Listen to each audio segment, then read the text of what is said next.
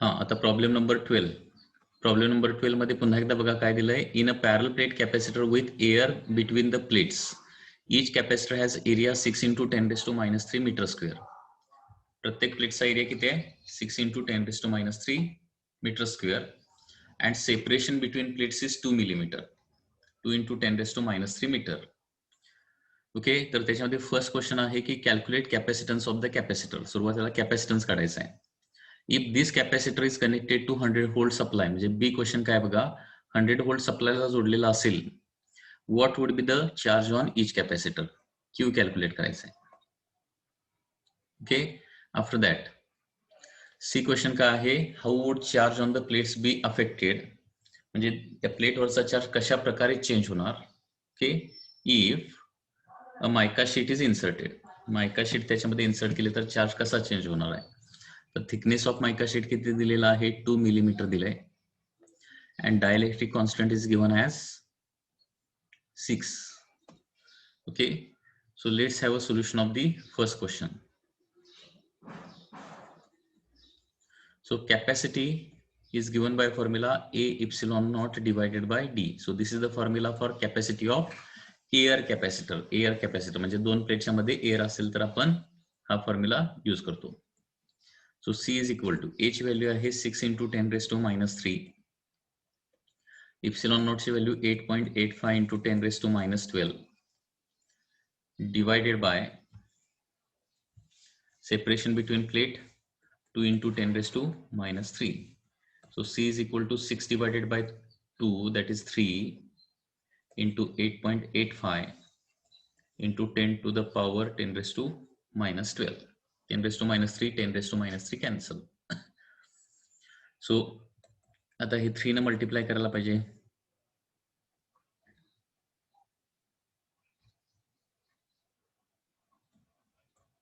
(27.55 into 10⁻12 farad), or it can be written as 2.755 into 10⁻11 farad.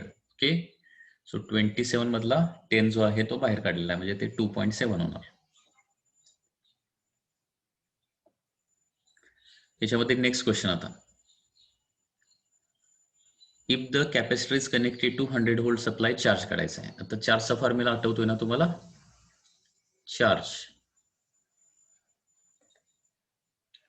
Q is equal to CV. Q is equal to C ची value आपण काढली 2.755 into 10⁻11 into voltage is given as 100, that is 10⁻². So charge is coming to be 2.755 into 10⁻⁹ coulomb. Okay, so this is the charge. And third, आता certain थिकनेसची आपण जर dielectric plate insert केली तर charge कसा change होणार असं विचारलंय. Voltage remaining the same. आता इथं डायइलेक्ट्रिक प्लेट इन्सर्ट केल्यावर कॅपॅसिटी डेफिनेटली वाढणार आहे, तर कॅपॅसिटी अगोदर काढूया. New capacity, okay. आता सर्टन थिकनेसची डायइलेक्ट्रिक प्लेट इन्सर्ट केली तर कॅपॅसिटीचा फॉर्म्युला माहिती पाहिजे तुम्हाला. A epsilon not divided by काय करायचं असतं, D - T करायचं असतं आणि प्लस T/K करायचं असतं, बरोबर. देअरफॉर याच्यामध्ये सगळ्या व्हॅल्यू ठेवूया. A ची व्हॅल्यू पुन्हा एकदा किती आहे बघा, 6 × 10⁻³ epsilon not 8.85 into 10⁻12 divided by thickness is distance of separation between two plate तेच आहे 2 × 10⁻³ ओके. आता इथं काय दिलंय, दोन प्लेट मधलं सेपरेशन 2 mm आहे आणि डायइलेक्ट्रिक प्लेटचा थिकनेस देखील 2 mm आहे. त्याच्यामुळे डायरेक्टली हा फॉर्म्युला यूज न करता, ओके, कुठला फॉर्म्युला वापरूया बघा,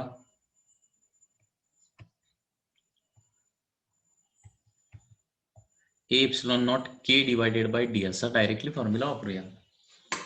ओके, कारण D minus T plus T by K, D minus T काय होते तिथं कॅन्सलच होते ना, D minus T cancel out होते आणि फक्त डी बाय के राहणार आणि के फक्त न्यूमरेटरला येणार. म्हणजे दोन प्लेट्सच्या मध्ये पूर्णपणे डायलेक्ट्रिक भरलेला असेल, दोन प्लेट्सच्या मध्ये कम्प्लिटली डायलेक्ट्रिक मेटल भरलेला असेल तर हा फॉर्म्युला डायरेक्टली वापरायचा, ए epsilon not K divided by D. आणि सेपरेशन जास्त आहे आणि कमी जागेमध्ये कमी थिकनेस मध्ये जर डायलेक्ट्रिक भरलेला असेल तर तो दुसरा फॉर्म्युला वापरायचा, that is A epsilon not divided by D minus T plus T by K. तर इथे व्हॅल्यू ठेवूया. ए ची व्हॅल्यू आहे 6 इंटू 10⁻³ एप्सिलॉन नॉट ची व्हॅल्यू 8.85 इंटू 10⁻12 के ची व्हॅल्यू आहे 6.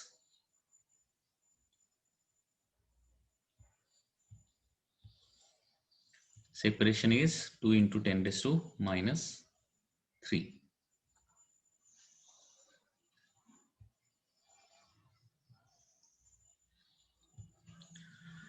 Therefore, new capacity C dash is equal to, हे calculation तर ऑलरेडी केलेलं आहे आपण. ओरिजिनल कॅपॅसिटीचं calculation 2.755, that is A epsilon not by D ची व्हॅल्यू काढली आहे ना already. A epsilon not by D ची व्हॅल्यू 2.755 इंटू 10⁻11 आहे, इंटू के फक्त त्याला मल्टिप्लाय होणार, के इज इक्वल टू 6, तर याला फक्त 6 ने मल्टिप्लाय करूया.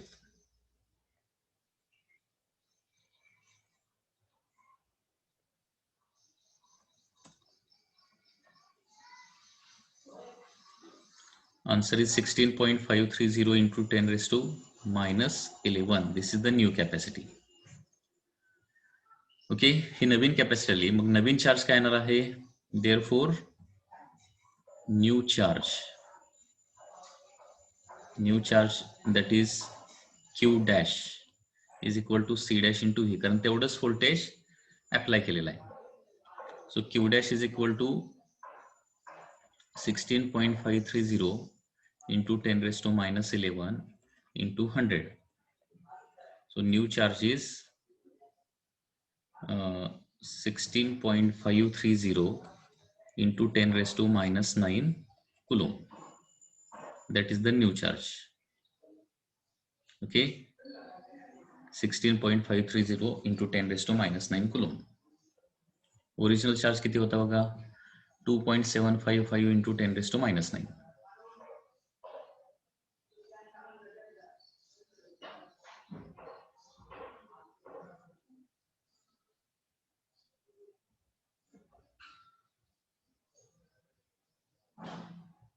So that is the answer.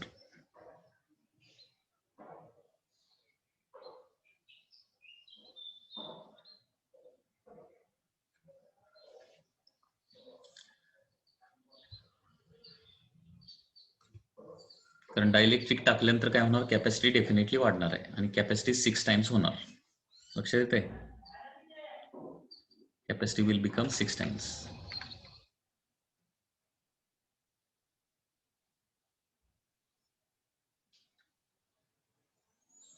तर हे जे टेक्स्ट बुक मध्ये आन्सर जे दिलेलं आहे 15.93 इंटू 10⁻9, हे आन्सर काय झालेलं आहे? त्यांचं प्रिंटिंग मिस्टेक आहे. ओके, आपण काढलेलं आन्सर बरोबर आहे. म्हणजे न्यू कॅपॅसिटी काढल्यानंतर न्यू कॅपॅसिटीला व्होल्टेजनं मल्टिप्लाय केलं तर आपल्याला काय मिळणार आहे? न्यू चार्ज मिळणार. आणि न्यू चार्ज किती येणार आहे? 16.530 इंटू 10⁻9. याचा आन्सर आलेला आहे 15.93 आलाय. ओके, याच्यामध्ये कोणाला काय डाऊट असेल तर विचारा. Any doubt in this question?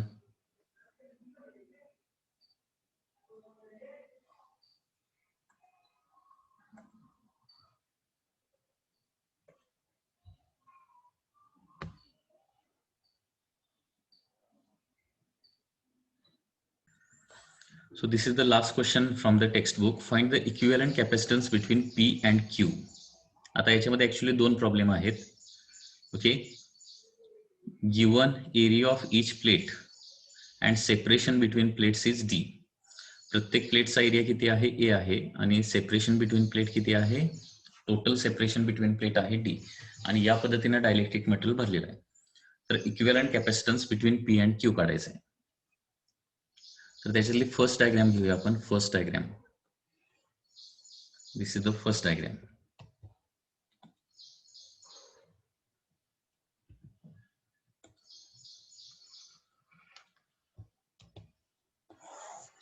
So this is the first diagram. याची इक्विव्हॅलंट कॅपॅसिटी काढायची. आता इथं काय करायचं लक्षात घ्या, एकूण 3 कॅपॅसिटर आहे असं ऍझ्युम करूया. सो हा म्हणजे पहिला जो डायलेक्ट्रिक मटेरियल आहे ना, K1 इज इक्वल टू 1, त्याचा एक कॅपॅसिटर, त्याला C1 म्हणूया. त्याच्यानंतर दुसरा कॅपॅसिटर दॅट इज C2, त्याचा डायलेक्ट्रिक कॉन्स्टंट किती आहे, 3 आहे. आणि तिसरा जो कॅपॅसिटर आहे त्याला म्हणूया C3,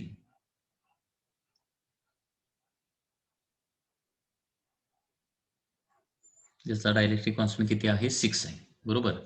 K is equal to 1, K is equal to 3, K is equal to 6. आता हे 3 कॅपॅसिटर P आणि Q च्या मध्ये कसे आहेत, सिरीज मध्ये जोडलेले आहेत. ओके, बिटवीन, कारण P नंतर C1 येतोय, C1 नंतर C2 येतोय, C2 नंतर C3 येतोय, नंतर Q येतोय. ओके, सो अबोव डायग्राम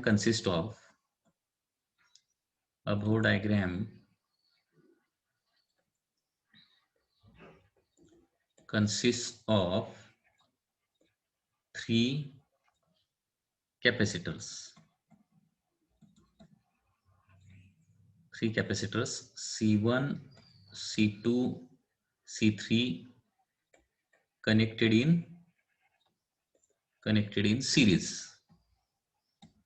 याच्यामध्ये 3 कॅपॅसिटी आहे असं ऍझ्युम करायचं, 3 कॅपॅसिटर आहे असं ऍझ्युम करायचं आणि कॅपॅसिटी C1, C2, C3 आहेत असं ऍझ्युम करूया. आता सगळ्या कॅपॅसिटी 1 बाय 1 कॅल्क्युलेट करूया. C1, आता बघा C1 हा जो कॅपॅसिटर आहे त्याचं म्हणजे आता प्रत्येक प्लेटचा एरिया किती आहे, A आणि A आहे. ठीक आहे. आता C1 हा कॅपॅसिटर जो आहे त्याचा प्लेट एरिया किती आहे, A आहे. आणि सेपरेशन बिटवीन 2 प्लेट्स म्हणजे C1चं जे डिस्टन्स आहे, C1 किती डिस्टन्स पर्यंत आहे, D/3. ओके, तर इथं A epsilon not K1 divided by distance मी किती ठेवणार, इथं D/3 ठेवणार. म्हणजे एखाद्या कॅपॅसिटरची कॅपॅसिटी काढायची असेल तर तुम्हाला फक्त काय ठरवावं लागेल, त्याचा एरिया किती आहे आणि त्याचं डिस्टन्स म्हणजे सेपरेशन बिटवीन 2 प्लेट्स D किती आहे. पहिला जो कॅपॅसिटर आहे ना त्याला पूर्ण एरिया A मिळतोय आणि सेपरेशन बिटवीन 2 प्लेट्स किती मिळतंय, D/3 मिळतंय. त्याच्यामुळे आणि त्याचा डायलेक्ट्रिक कॉन्स्टंट किती आहे, K1 आहे. त्याच्यामुळे मी फॉर्म्युला वापरला A epsilon not K1 divided by D/3. 3 वर जाईल, so 3A epsilon not divided by D येणार, कारण K1 ची व्हॅल्यू किती आहे, 1 आहे. K1 is equal to 1. हा झाला C1. ऑल्सो C2 काढूया. C2 ला एरिया किती मिळतोय बघा, पूर्ण एरिया मिळतोय, complete area A epsilon not. त्याच्यानंतर त्याचा डायलेक्ट्रिक कॉन्स्टंट किती आहे, K2 डिवायडेड बाय, त्याला सेपरेशन किती मिळते पूर्ण प्लेट डिस्टन्स मधलं, D/3 मिळते. ठीक आहे. म्हणजे ही 3 कॅपॅसिटरची अगोदर इथे डायग्राम अशी काढूया. हा पहिला कॅपॅसिटर असेल, हा दुसरा कॅपॅसिटर असणार आणि हा तिसरा कॅपॅसिटर असणार. So this is your point P, this is your point Q. Okay, हा कॅपॅसिटर C1, हा C2 आहे आणि हा C3 आहे. याला एरिया मिळतोय A, त्याच्यानंतर डिस्टन्स आहे D/3 आणि डायलेक्ट्रिक कॉन्स्टंट आहे K1. याचा एरिया देखील Aच आहे, डिस्टन्स मिळतोय D/3 आणि डायलेक्ट्रिक कॉन्स्टंट K2 आहे. आणि तिसरा C3 हा जो कॅपॅसिटर आहे त्याचा एरिया A आहे, सेपरेशन बिटवीन प्लेट D/3 आणि डायलेक्ट्रिक कॉन्स्टंट किती आहे, K3 आहे. आता A epsilon not divided by K2 किती दिलाय, 3 दिलाय. K2 is equal to 3 divided by D/3. 3 वर जाऊन मल्टिप्लाय होणार, त्याच्यामुळे 9A epsilon not divided by D येणार.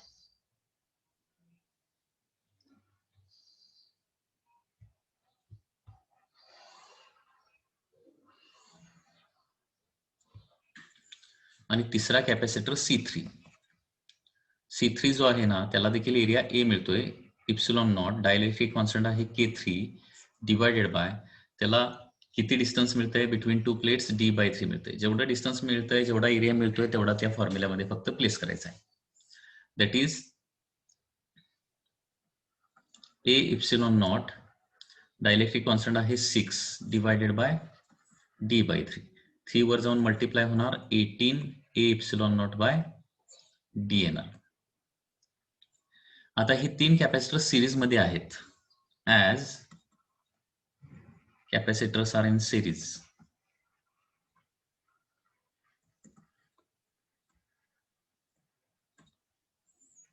their equivalent capacitance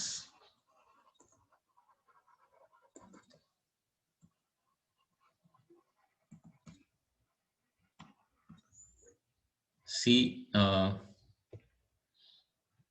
फॉर्म्युला काय असतो सिरीजला 1/c असतो ना. 1/cs is equal to 1/c1 plus 1/c2 plus 1/c3. ठीक आहे.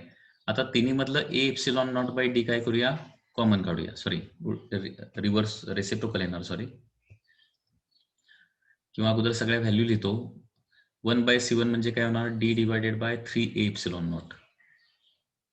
त्याच्यानंतर plus d divided by 9a epsilon not. त्याच्यानंतर d divided by 18a epsilon not. आता या सगळ्याच्या मध्ये d divided by a epsilon not common काढूया. ब्रॅकेटमध्ये 1/3 प्लस 1/9 प्लस 1/18. ओके. आता इथं काय होणार बघा, डिनॉमिनेटर आपल्याला 18 करावा लागेल, सगळा डिनॉमिनेटर. म्हणजे d divided by a epsilon not in bracket denominator सगळ्याचा 18 करतोय. 18 डिनॉमिनेटर करायला पहिल्या टर्मला 6 न मल्टिप्लाय करायला पाहिजे, सेकंड टर्मला 2 न मल्टिप्लाय करायला पाहिजे, आणि third term as it is. So d divided by a epsilon not into 6 plus 2 8 plus 1 9, 9/18. That is d divided by 2a epsilon naught. Okay, that is 1/cs, and therefore final answer आपला येणार आहे cs is equal to 2a epsilon naught divided by d. म्हणजे अशा प्रकारचा कुठलाही जरी problem आला ना तर तुम्ही सोडवता आला पाहिजे. या पद्धतीने ते सोडवणार आपण.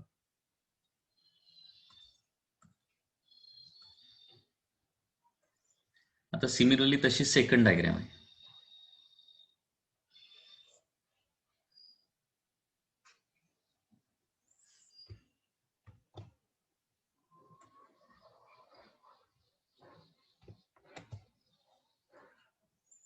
This is the next question. तर याची आता आपल्याला इक्विव्हॅलंट कॅपॅसिटी काढायची आहे. तर इथं काय करूया आपण, आता 3 कॅपॅसिटर, पुन्हा एकदा 3 रिजन दिसले ना की 3 कॅपॅसिटर कन्सिडर करायचे. इथं जो कॅपॅसिटर आहे त्याला C1 म्हणूया, इथं जो आहे त्याला C2 म्हणूया, आणि इथं जो कॅपॅसिटर आहे ना त्याला C3 म्हणूया. So this is the first.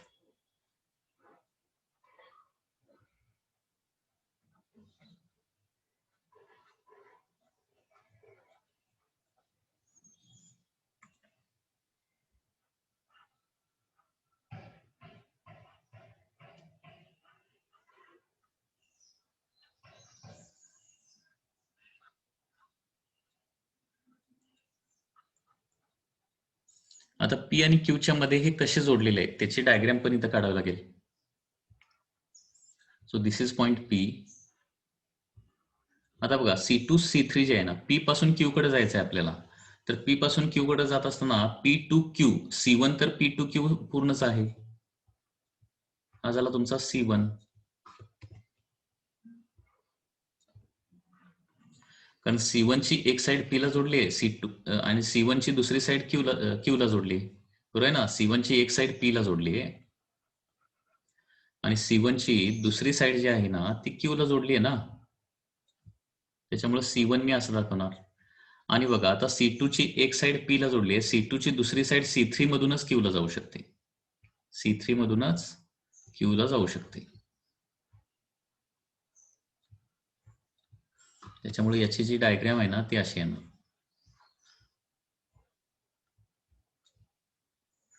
C2 C3. ठीक आहे. आणि त्याचबरोबर त्यांच्या साईडला त्यांना असणारा एरिया आणि सेपरेशन बिटवीन प्लेट पण लिहूया. आता C1 जो आहे त्याला किती एरिया मिळतोय बघा, A/2 एरिया मिळतोय, A/2 एरिया, किंवा इथं डायरेक्टली खाली लिहितो. So this capacitor consists of 3 capacitor. Okay, किंवा above diagram consists of 3 capacitors.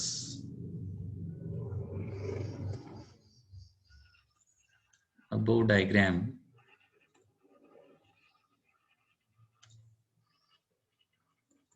consists of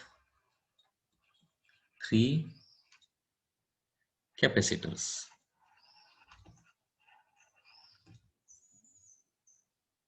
C1, C2, C3 as connected.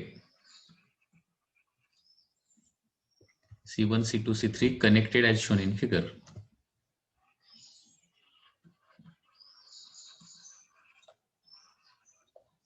Connected as shown in figure. Okay. आता capacity आपण find out करूया. C1 जो capacitor आहे त्याचा area किती आहे बघा, A/2 आहे.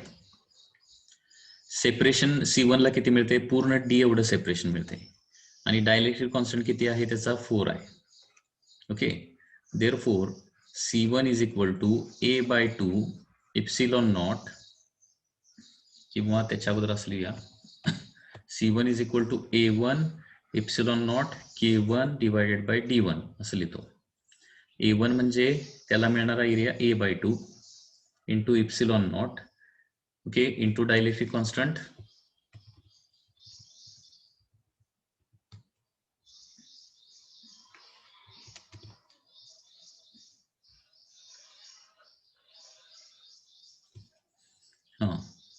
C1 इज इक्वल टू त्याला मिळणारा एरिया आहे A/2 epsilon not, dielectric constant आहे 4 divided by separation between two plates D पूर्ण मिळते.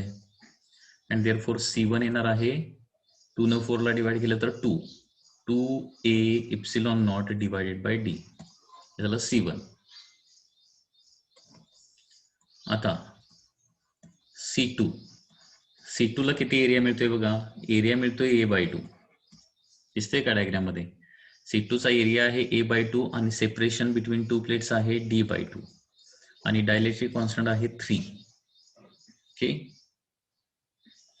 आणि त्याच्यामुळे C2 is equal to me लिहिणार A2 epsilon naught K2 divided by D2, म्हणजे C2 is equal to A/2 epsilon naught D/2, sorry A/2 epsilon naught K2 किती आहे 3 आहे divided by D/2. आता 2 कॅन्सल होईल आणि C2 येणार आहे 3A epsilon not divided by D.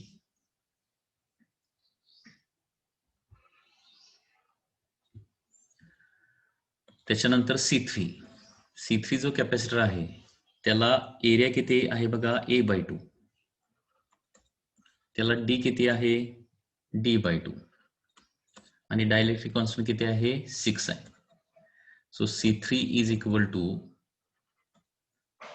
A3 epsilon naught K3 divided bye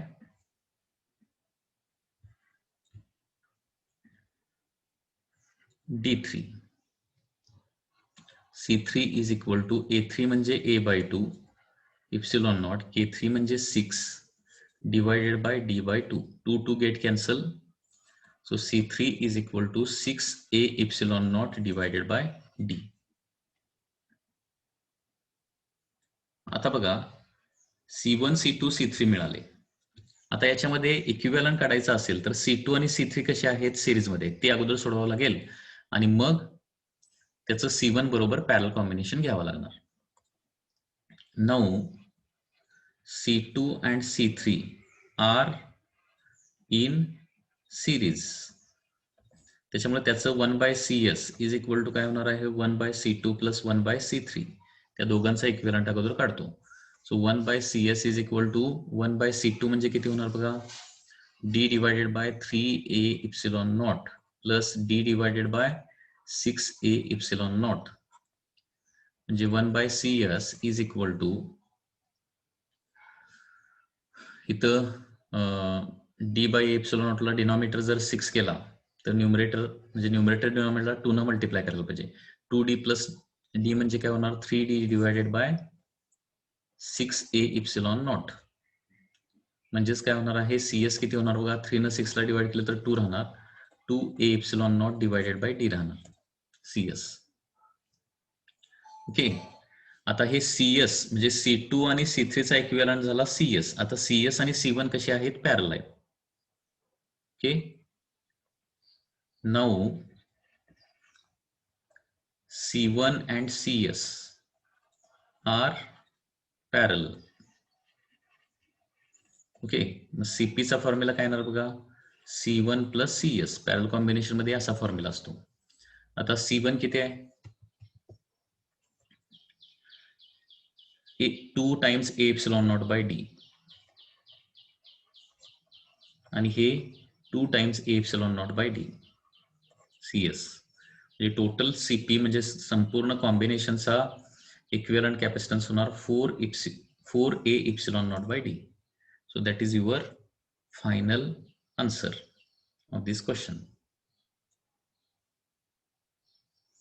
या क्वेश्चनचं हे फायनल आन्सर आहे 4A epsilon not divided by D. बघा पहिल्याचा आन्सर किती आहे 2A epsilon naught by D आहे. दिस इज करेक्ट. अँड दुसऱ्याचा आन्सर आहे 4A epsilon naught by D.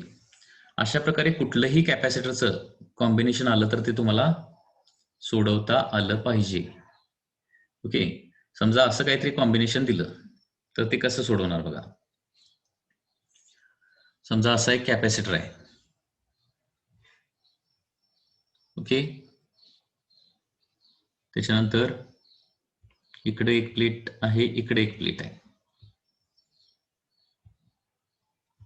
म्हणजे खूपच कॉम्प्लिकेटेड. म्हणजे हे प्रॉब्लेम सॉल्व्ह केला तर सगळ्या टाईपचे प्रॉब्लेम तुम्हाला सॉल्व्ह करता येणार. बघा म्हणजे दोन प्लेट मधलं डिस्टन्स जे आहे हा पॉइंट का आहे सपोज आहे P आणि हा पॉइंट का आहे Q आहे. ओके दोन प्लेट्सच्या मधलं सेपरेशन किती आहे D आहे आणि प्रत्येक प्लेटचा एरिया किती आहे सपोज प्रत्येक प्लेटचा एरिया A आहे. इथं 2 भरलं इथं 6 भरलं इथं 1 आहे इथं परत 4 आहे. ओके इथं 2 आहे इथं किती आहे सपोज 3 आहे. तर या संपूर्ण कॉम्बिनेशनचं इक्विव्हॅलंट कॅपॅसिटी किती येणार असं विचारलं तर लक्षात घ्या किती कॅपॅसिटर इथे अझ्युम करायचे जेवढे मटेरियल दिसतात ना तेवढे कॅपॅसिटर अझ्युम करायचे म्हणजे 1 2 3 4 5 6 म्हणजे इथं काय येणार आहेत 6 कॅपॅसिटर येणार. हा येणार C1 C2 C3 C4 C5 आणि C6. आता P पासून Q कडे जाताना P टू Q जाताना C1 C2 C3 हे कसे येणार आहेत पॅरल मध्ये येणार. ठीक आहे त्याच्यानंतर त्यांच्या पुढे येणार आहे C4 झालं C1 C2 C3 आणि त्याच्यानंतर परत C2 आणि C3 कसे येणार आहेत पॅरल येणार. हे तुम्हाला कळलं पाहिजे अगोदर. ही अशी डायग्राम अगोदर काढावी लागेल. त्याच्यानंतर C1 C2 C3 C4 C5 C6 काढावं लागेल. आता C1 ला म्हणजे आता जनरल फॉर्म्युला काय वापरायचा capacity is equal to A epsilon naught K divided by D हा फॉर्म्युला वापरायचा आहे. फक्त इथं तुम्हाला ठरवायचं आहे की प्रत्येक कॅपॅसिटरला एरिया किती मिळतोय आणि डिस्टन्स किती मिळतोय. म्हणजे फॉर एक्झाम्पल C1 आपण कन्सिडर केला C1 तर त्याला एरिया किती मिळणार रे टोटल जो एरिया आहे ना त्याचे 3 पार्ट व्हायला लागलेत आणि त्याचा 1/3 एरिया C1 ला मिळाला आहे. म्हणजे याला एरिया मिळणार A/3 epsilon not as it is dielectric constant जो काय असेल तो डिवायडेड बाय C1 ला डिस्टन्स किती मिळायला लागलाय. पुन्हा एकदा बघा टोटल D ला आपण 3 पार्ट मध्ये डिवाइड करायला पाहिजे आणि त्याच्यातला एक पार्ट जो आहे तो काय मिळणार आहे C1 ला मिळणार. असं प्रत्येक कॅपॅसिटरला एरिया किती मिळतोय प्रत्येक कॅपॅसिटरला डिस्टन्स बिटवीन टू प्लेट किती मिळतंय हे काढून तुम्हाला काय करावं लागेल ते कॅल्क्युलेशन करावं लागणार. म्हणजे प्रत्येक कॅपॅसिटरची कॅपॅसिटी काढावं लागणार आणि नंतर मग हे सॉल्व्ह करावं लागणार. सॉल्व्ह कसं करायचं, C1 C2 C3 सुरुवातीला पॅरल आहेत ते सोडवावं लागेल. C2 सॉरी हा C5 आणि हा C6 आहे. C5 आणि C6 कसे आहेत हे देखील पॅरल आहेत. म्हणजे हे अगोदर CP1 येणार, हा C4 आणि हा काय येणार आहे CP2 येणार पॅरलचा. आणि हे सगळे तिघे सिरीज मध्ये आहेत. मग या तिघांचं सिरीज परत काढायला पाहिजे. That is 1/CS. या पद्धतीने हे आन्सर येणार आहे. हा एक प्रॉब्लेम तुम्ही सॉल्व्ह करून बघा. ओके, तर या पद्धतीनं या चॅप्टरचे सगळे न्यूमरिकल्स जे आहेत ते संपलेले आहेत. युट्यूबवर जाऊन माझ्या चॅनल मधले ते व्हिडिओ जे आहेत या टॉपिकचे पोटेन्शियल अँड कॅपॅसिटरचे सगळे व्हिडिओ देखील बघा, त्याच्यावर टेस्ट असणार आहे. ओके.